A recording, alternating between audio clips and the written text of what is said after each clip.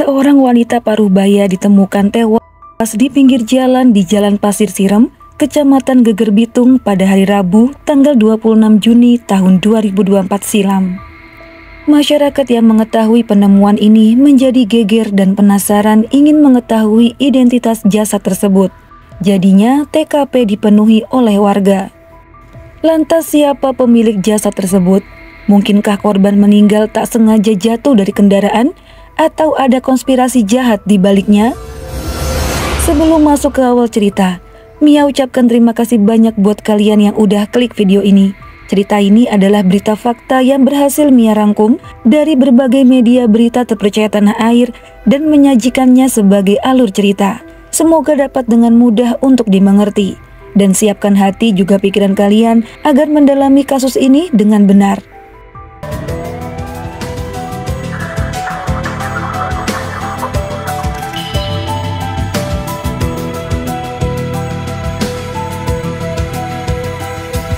Bermula pada jam 6 pagi, seorang warga yang sedang melintas tiba-tiba dikejutkan dengan sesosok jasad wanita yang dalam posisi telentang.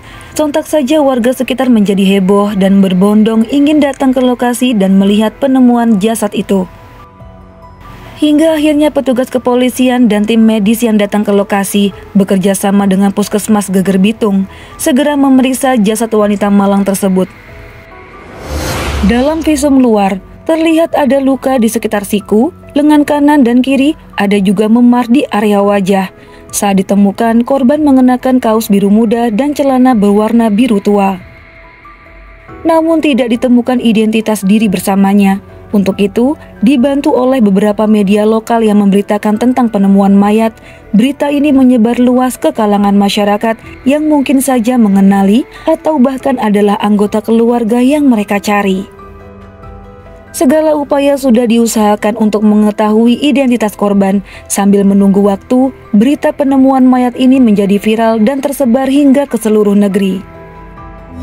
Sementara itu korban dibawa ke RSUD Syamsuddin SH untuk dilakukan pemeriksaan lebih lanjut. Hasil dari kematiannya adalah korban tewas karena dibunuh. Beberapa saat kemudian memasuki tanggal 27 Juni tahun 2024 sekitar pukul 12 malam, ada perwakilan keluarga yang datang ke rumah sakit untuk melihat wajah korban.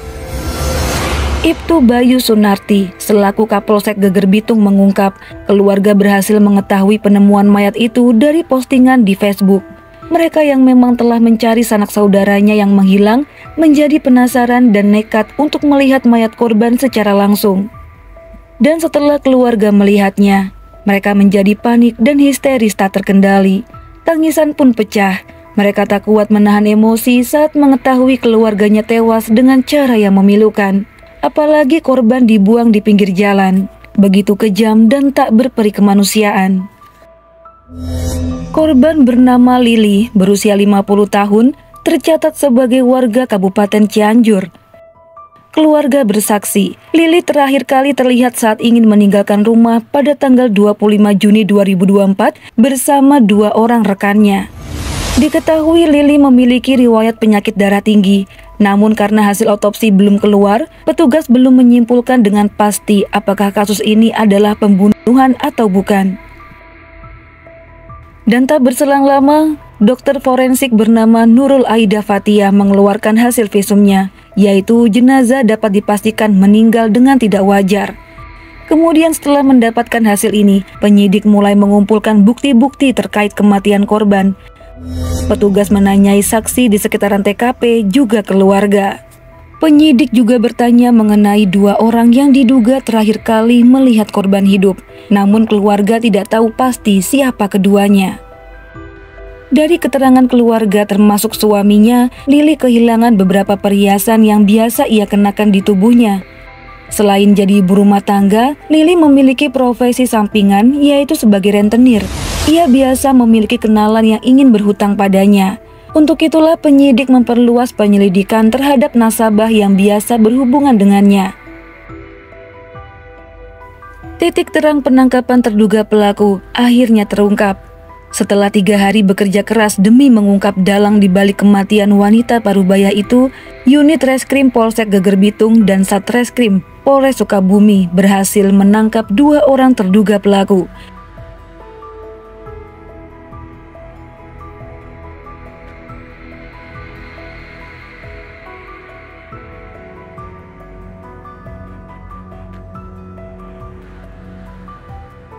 Mereka rupanya sepasang kekasih.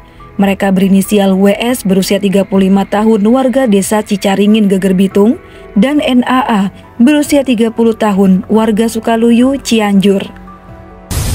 Saat digelandang ke Mapolres, keduanya cuma bisa pasrah dan menunduk entah menyesali perbuatannya atau kecewa terhadap sesuatu.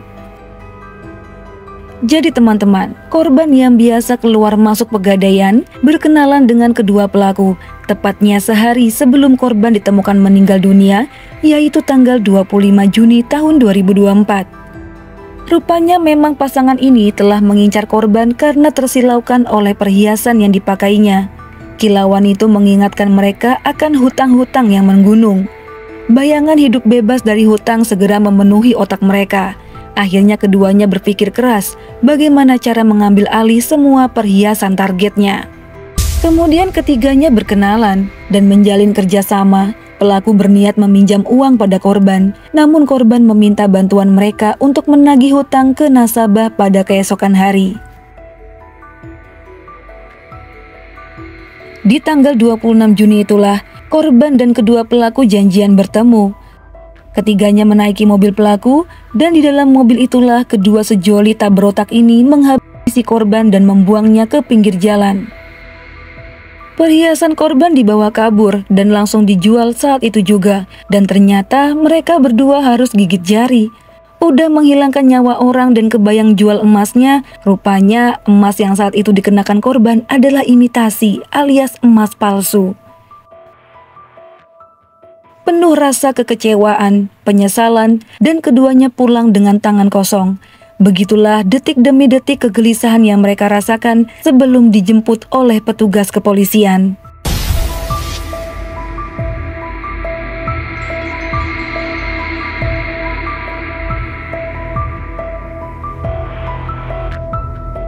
Reka ulang yang dilaksanakan pada tanggal 12 Juli memperagakan 23 adegan.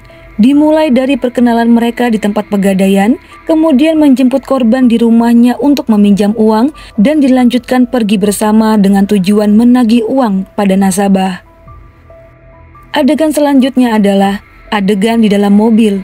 Kedua sejoli menekan leher korban dan memiringnya, namun korban yang terus memberontak membuat WS menarik sabuk pengaman dan melilitkannya pada leher korban hingga tewas.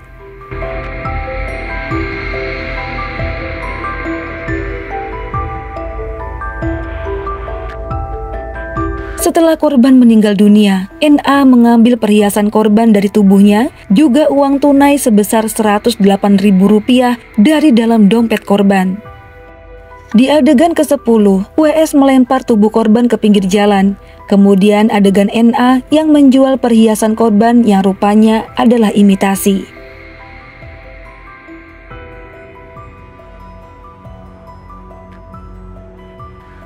Dalam pelaksanaan rekonstruksi, turut hadir Satuan Sabhara Polres Sukabumi, tim Inafis Polres Sukabumi, perwakilan pemerintah Desa Sukamanah, penasehat hukum tersangka, keluarga korban, dan sejumlah awak media. Menurut dari hasil reka adegan, dapat dipastikan kasus ini adalah pembunuhan berencana. Dan pastinya pelaku akan dijerat dengan pasal 340 yang ancaman hukumannya adalah penjara 20 tahun atau hukuman mati atau penjara seumur hidup, tergantung proses sidang yang akan datang. Karena kasus ini masih baru terjadi, mari kita sama-sama memantau jalannya persidangan agar korban mendapat keadilan yang seadil-adilnya.